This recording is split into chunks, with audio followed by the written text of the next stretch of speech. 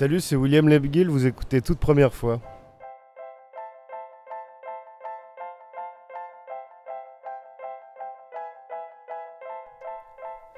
Depuis 12 ans maintenant, William Lebguil squatte le petit et le grand écran avec son visage souriant et son rire extrêmement communicatif.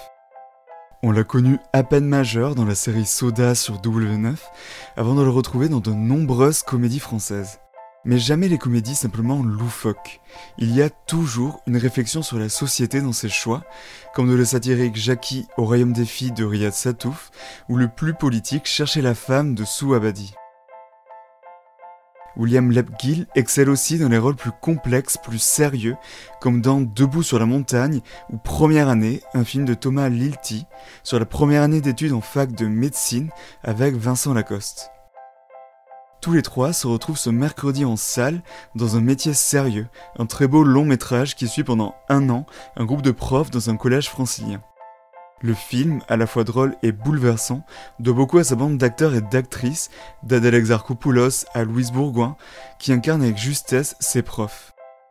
William Lebguil est encore une fois hilarant mais aussi très touchant dans ce film. Dans ce premier épisode de la saison 4 de Toute première fois, on a discuté de l'amour de William pour le théâtre, de ses premiers pas à la télé et au cinéma, jusqu'à son dernier rôle dans un métier sérieux, mais aussi des difficultés de naviguer dans cette profession et des doutes qui en découlent.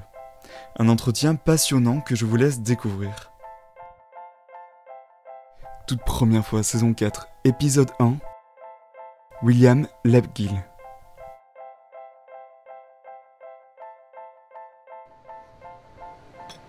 Eh ben écoute, c'est quand tu veux, je sais pas si... Je suis prêt.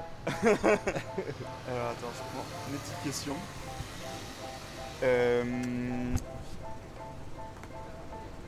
Ça enregistre, ouais. Du coup, donc toi, il y a un peu plus de 10 ans, t'as débarqué sur nos écrans, notamment sur W9 et au cinéma en même temps avec la série Soda et avec le film Les Mythos. C'est parce que les deux sont sortis, j'ai vu le même été, à quelques semaines d'intervalle en juillet 2011.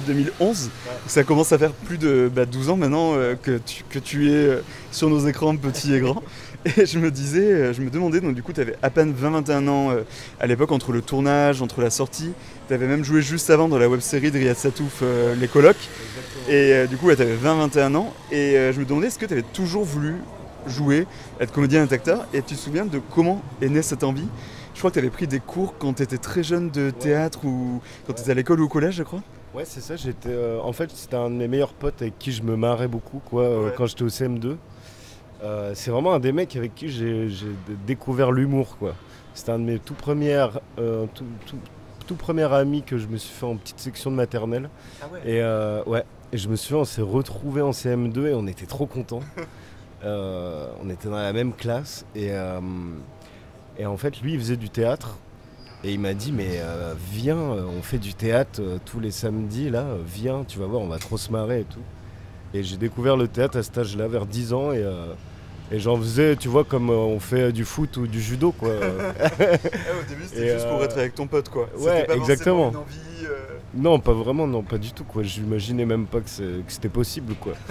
Et j'ai rencontré un professeur de théâtre incroyable qui s'appelle Olivier Soliveres. D'accord. Et il nous a fait jouer avec d'autres potes au Festival d'Avignon quand on avait 14 et 15 ans. Et là, je me suis rendu compte que oui, c'était un métier en fait et que... Oula mince, il y a quelqu'un qui est tombé.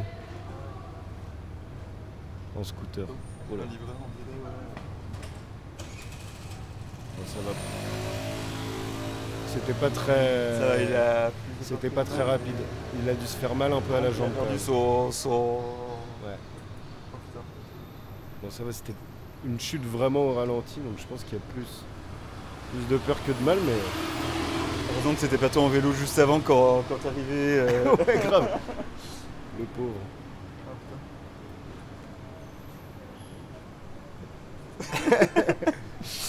Bon, en tout cas, tout ça pour dire... Attends.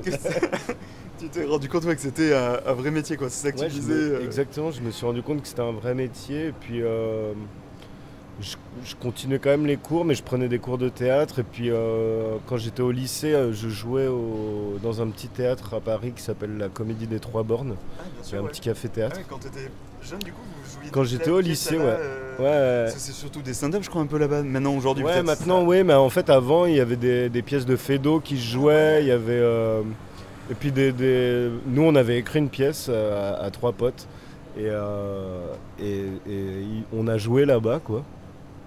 Et moi, j'adorais ça, en fait. C'était mon échappatoire. Ça me permettait de sortir du lycée, de sortir du fin fond du 77, là où j'ai grandi. Et après avoir eu le bac, je suis arrivé à Paris. Et là, j'ai monté une pièce que je jouais tous les soirs, du coup. Ah ouais. Et j'ai fait une demi-journée à la fac. Ce que j'ai demandé, j'ai vu à la fac de lettres, je crois, Ouais. c'est ça, ouais. Fac de lettres modernes, ouais. Et j'avais pas du tout. En fait, j'avais pas très bien joué mon coup parce que j'avais fait un bac économique et social. Ah ouais. Et j'avais dû lire 2 livres dans ma vie, donc j'avais pas du tout le niveau en littérature, quoi. Et là, tu débarquais et à la du fac coup, et tu disais, mais j'ai qu'est-ce que je fais là, non? Qu'est-ce que je fais là? Et j'ai appelé ma mère et je lui ai dit je peux faire du théâtre s'il te plaît. Et vu que j'en faisais déjà, je jouais déjà tous les soirs, elle m'a dit allez, vas-y, et ils m'ont payé, j'ai eu de la chance, ils m'ont payé mon école de théâtre. Ouais.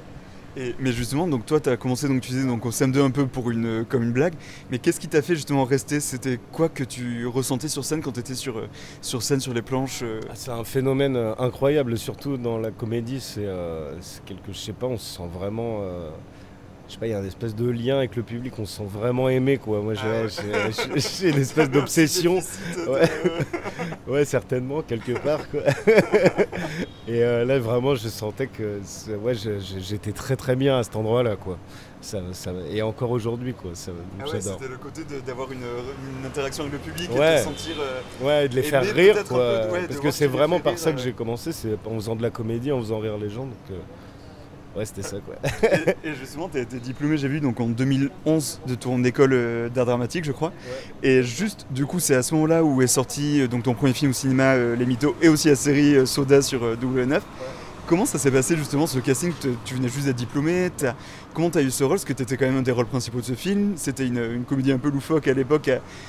Comment t'as fait pour te retrouver dans ce projet? En fait, ça a été un coup de chance parce que c'était en fait en deuxième année quand j'étais dans mon école de théâtre, donc à 19 ans, j'ai passé des essais pour une web série qui s'appelait Mes colocs, c'était Riyad Satouf qui réalisait ça. Exactement, ouais. Et le réalisateur du film qu'ensuite j'ai tourné, il a vu cette web série et il m'a casté pour passer les essais. J'ai eu le rôle. Et c'était avec Alban Ivanov et Ralph Amoussou et Stéphanie Créancourt. En fait, c'est plein de gens qui aujourd'hui, comme toi, ont une belle carrière, quoi. Et c'était marrant de vous voir tous les 4 jeunes là comme ça. Ah bah ouais, on était des petits bambins, quoi. Et c'était une expérience folle, quoi. C'était incroyable. Moi, c'était assez irréel, quoi. Ouais. Mais c'était stressant ou c'était plutôt excitant ou un peu des deux? Parce que t'avais 19 ans du coup. En fait, c'est hyper excitant. Et quand on est sur le plateau pendant le tournage, c'est incroyable. Et puis après, s'ensuit une grande période de dépression. La fin du film. Ouais, où je pensais que j'allais claquer, que j'étais plein de maladies, etc. Je suis retourné dans le 77 chez ma mère. Pour manger de la purée et me faire dorloter parce que je comprenais pas, j'avais pas compris ce qui m'était arrivé en fait. C'était incroyable, quoi, parce que j'étais en deuxième année de théâtre, de cours de théâtre, j'avais 19 ans et j'avais le premier rôle dans un film et d'un coup ça m'a un peu... Et puis ensuite il y a eu Soda. Et Soda, c'est très marrant parce que Soda, j'ai pas voulu faire le premier casting. Parce que justement je faisais plein d'analyses parce que j'avais vraiment peur de claquer, mais au final j'avais rien, quoi. C'était juste la redescente un peu comme c'est ça, ouais. La dépression, en fait t'es sous pression et après c'est comme le climat, quoi, il y a une dépression. Et je me souviens, donc ils m'ont dit bon bah si tu veux pas passer le casting c'est pas grave. Je suis dit non mais je veux bien le faire, mais machin. Et je suis arrivé pendant les essais pour Soda avec mes radios des poumons que j'avais fait pour leur prouver que c'était pas un mensonge et que c'était pas juste parce que je voulais pas le faire. Et après, pareil, j'ai fait Soda et du coup les 2 dernières années d'école de théâtre, je travaillais déjà. Donc ça, c'était une chance incroyable, quoi, parce que dans le fond, c'est ça, quoi. Quand on est acteur, c'est le meilleur apprentissage, c'est quand même de jouer, quoi. Il faut faire son métier, il faut le faire à fond, quoi. Ouais, parce que du coup, tu avais l'école, mais là, tu étais dans la pratique totale, quoi, du coup, avec ces films. Mais en même temps, j'imagine, c'est un peu stressant à 10 ans de te dire, bon, ben là, j'ai tel planning, tel truc, j'ai encore les cours à faire, j'ai encore le diplôme à avoir. Même si je me doute qu'on s'en fiche un peu du diplôme quand on joue déjà dans un film, une série à succès, mais... Bah oui, ça m'était un peu passé au-dessus de la tête, j'avoue. Mais quand même, ça a été hyper important pour moi, cette école, parce que j'ai rencontré des professeurs qui m'ont vraiment marqué, qui m'ont vraiment donné un goût au théâtre. Enfin, en fait, par exemple, j'ai jamais autant lu à l'époque, j'avais rien lu. Et là, je lisais, je sais pas, 5 ou 6 pièces de théâtre par semaine, quoi. J'ai appris plein de choses et j'ai eu vraiment des professeurs qui aujourd'hui, je pense encore à leurs conseils, etc. Et non, c'était vraiment chouette. Ouais.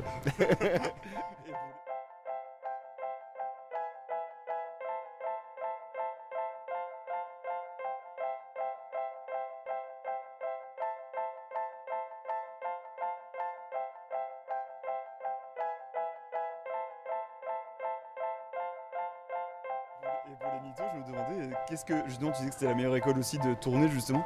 Qu'est-ce que tu as appris sur le plateau et qui peut-être encore aujourd'hui te sert pour tes films? Est-ce que tu as des manières de... Ça a appris une rigueur, ça a appris un sérieux? Est-ce que ça a appris peut-être à te couper pour te mettre complètement dans le personnage dans un film?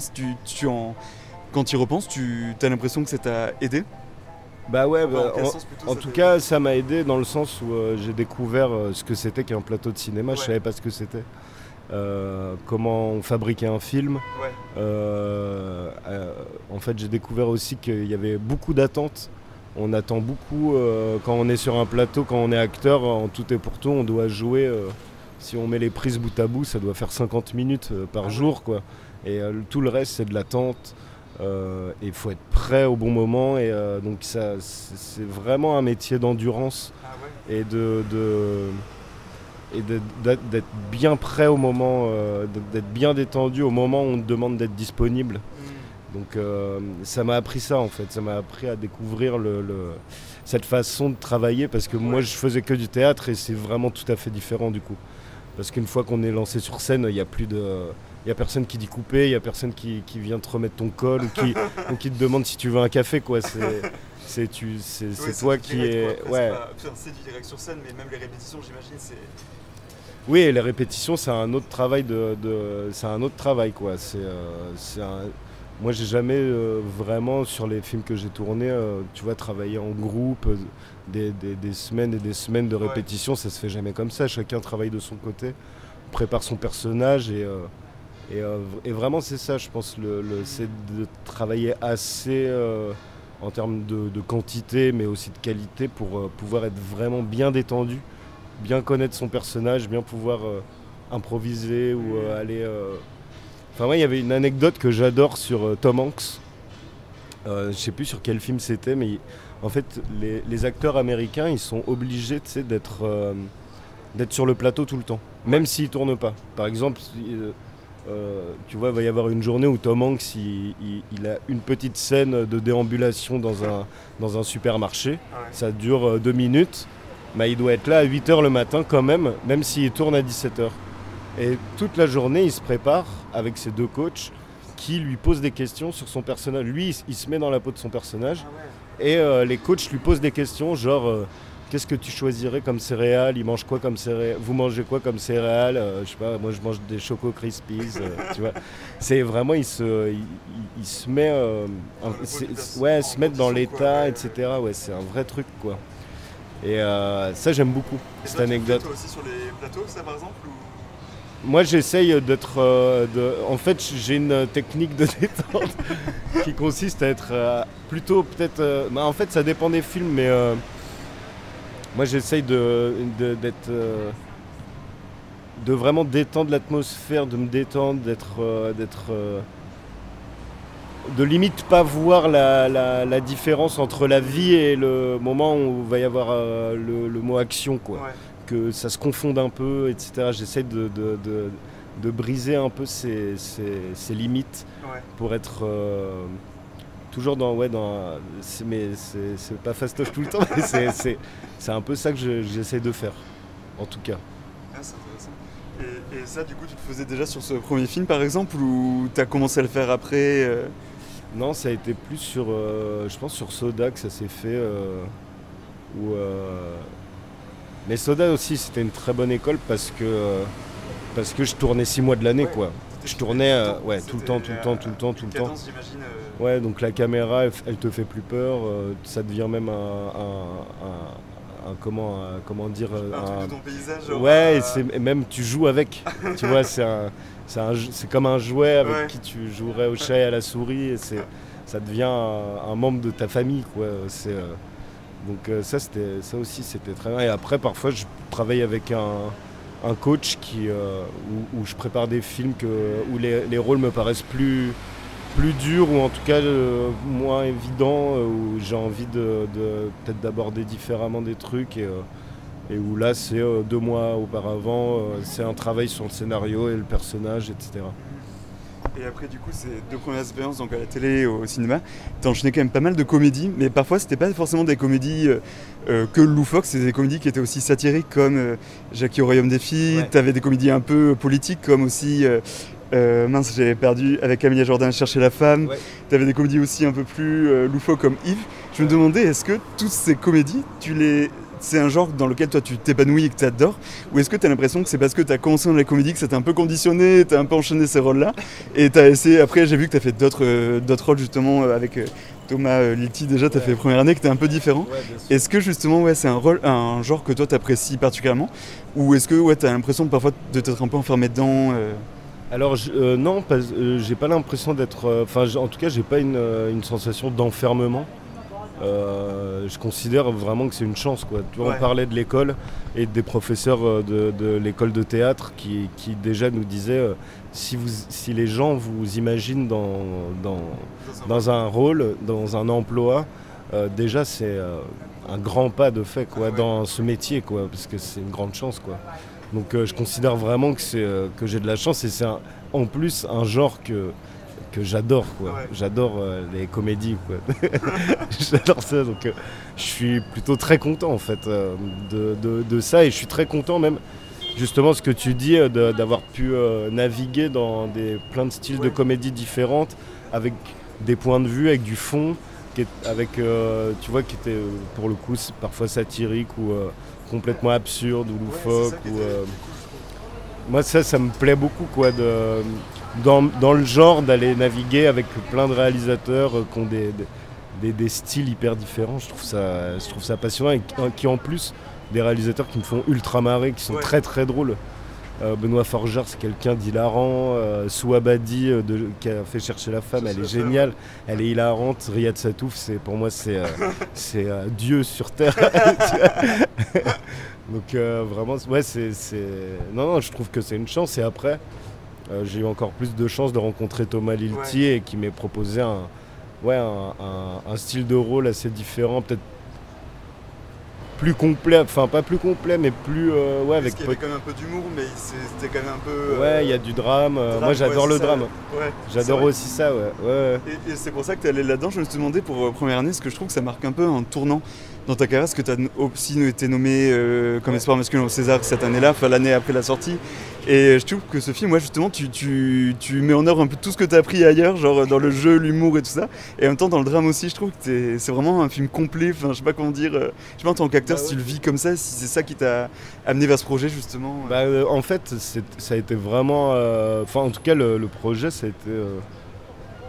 Parce que Vincent Lacoste, du coup, on est très, très amis. Ouais, vous aviez déjà joué dans Jackie, justement. On avait déjà joué dans Jackie ensemble, dans Jackie au Royaume des Filles. Et un soir, on est allé boire un coup avec Thomas Lilti, parce que Vincent avait tourné avec lui. Et Thomas, il nous a vus tous les deux, et il s'est dit, mais en fait, c'est les deux que j'ai envie de filmer. Cette histoire d'amitié, j'ai envie de la filmer avec eux deux et tout, parce qu'il aimait bien le rapport qu'on avait, quoi. Et du coup, j'ai eu cette chance-là. Et ensuite, quand j'ai lu le script, le personnage je l'ai trouvé bouleversant, et puis il parlait aussi du réalisateur, tu vois, c'était une belle responsabilité que de faire ce rôle-là. Et puis quand j'étais à l'école de théâtre, alors ma spécialité c'était la comédie, mais du coup tous les profs ils me disaient mais fais de la comédie William, et je disais non non non, et je faisais que de la tragédie. À l'école de théâtre, de mes 18 à mes 21 ans, quand j'étais à l'école de théâtre, je ne faisais que des drames ou des tragédies. Je faisais que ça, quoi. Ah oui, donc là tu t'es rattrapé sur cette idée. Ouais. Parce qu'en fait, ce que j'aime dans le drame, c'est quand quand c'est drôle aussi. J'aime quand il y a de la vie. Et parfois tu vois quelqu'un rigoler, ça peut te donner envie de pleurer. Enfin, tu vois, il y a un truc. Je sais pas comment. C'est un peu comme dans les pièces de Tchekhov. C'est très drôle et en même temps c'est hyper déprimant, et puis il y a de la beauté, il y a des envolées lyriques, il y a plein de choses, quoi. Moi je suis très gourmand. Pas que à table. Et ouais, c'est vrai que dans les films de Thomas, je retrouve plein de choses très différentes, très contrastées.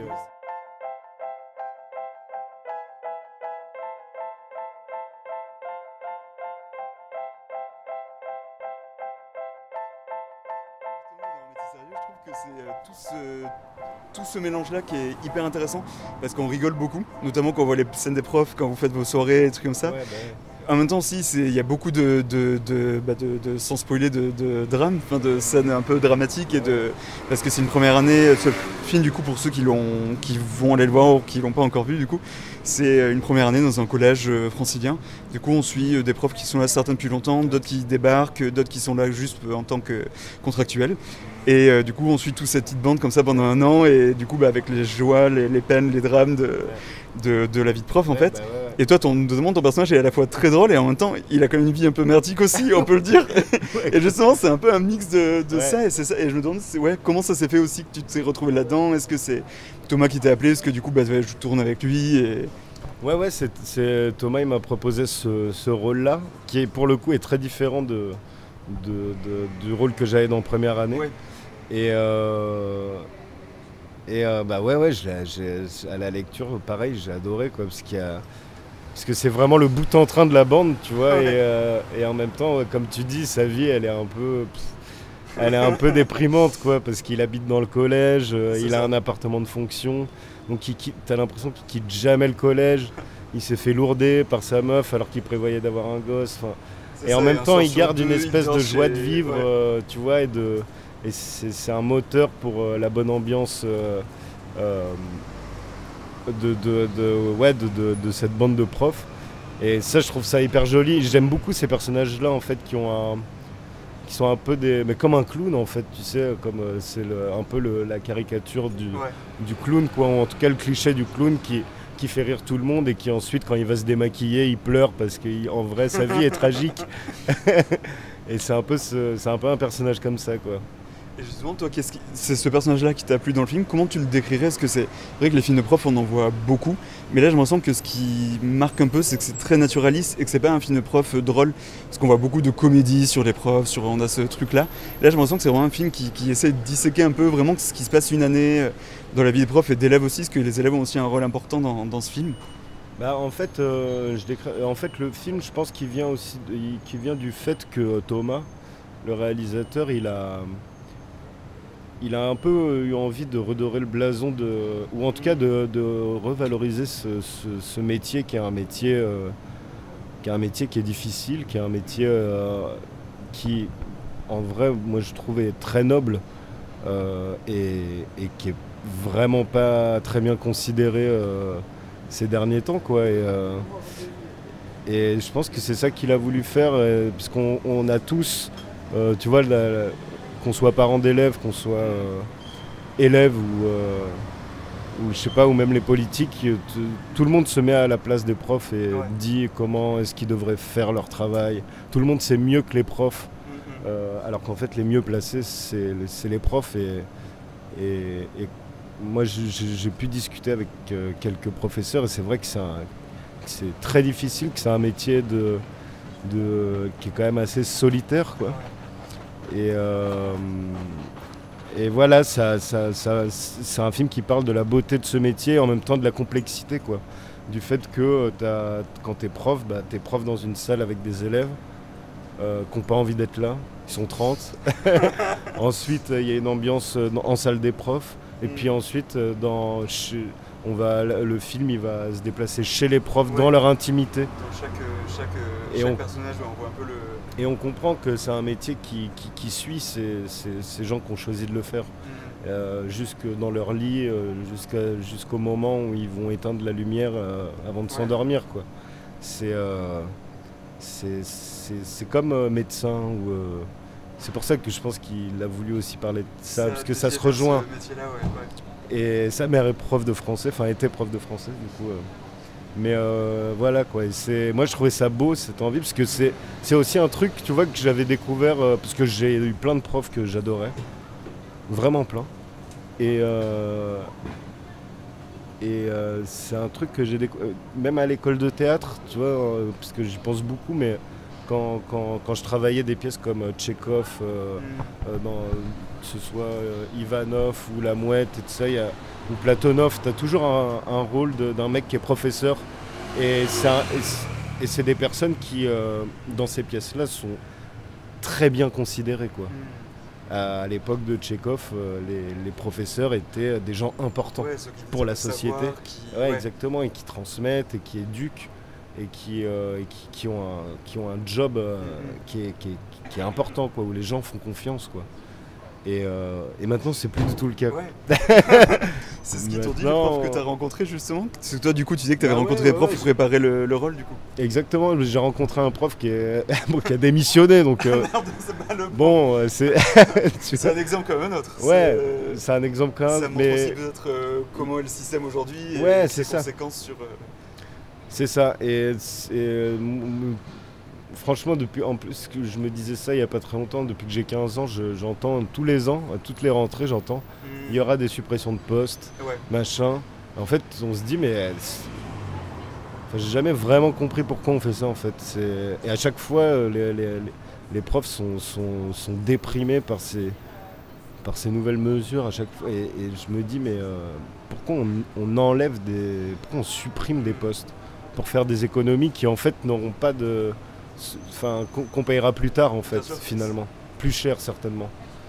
Donc voilà, c'est un film, je pense, qui est important et qui, en plus, délivre vraiment un message de solidarité, d'entraide, qui est à la fois fun et à la fois émouvant, tu vois, donc... j'aime vraiment beaucoup, tu vois, je l'ai vraiment... Mais on sent entre les personnages même que les acteurs et actrices, j'ai l'impression, du coup sur le plateau en tout cas, vous entendez tous bien. Et on dirait qu'il y a vraiment une alchimie et que tous s'imbriquent bien, en fait. Tous les acteurs et personnages s'imbriquent bien et racontent l'histoire de l'autre et ça se répercute et ça. Il y a vraiment un truc de fort, je trouve, Je trouve que c'est ça beaucoup qui porte aussi le film, c'est votre cast, je trouve vraiment... Je sais pas si c'était pareil sur le plateau, du coup, c'était ce que tu disais que, contrairement au théâtre, vous ne retrouviez pas pour préparer du coup le film. Et moi j'ai eu cette impression-là pourtant que vous étiez retrouvés, que vous aviez... Bah ouais, non mais c'est vrai qu'en fait ça s'est fait un peu comme ça, hyper rapidement, il n'y a pas eu de... Et puis Thomas, il a quand même, il arrive à bien choisir les gens. Il a une qualité humaine quand même qui fait qu'il capte comment les gens vont s'entendre un peu à l'avance, tu vois. Par exemple, il n'avait jamais vraiment travaillé avec Adèle Exarchopoulos, mais tu vois, c'est un truc comme il a le flair en fait. Et effectivement, tu vois, avec Adèle, ça a été direct. On s'est marré énormément. Avec François Cluzet aussi, c'était, tu vois. Et en fait, c'est un truc où, je sais pas, il a ce truc-là de réunir les gens et puis après, nous, c'est notre job, tu vois, de aussi bien nous entendre. Tu vois. Quand on joue une bande de profs, tout le monde y met un peu du sien pour que ça se passe bien quand même, tu vois.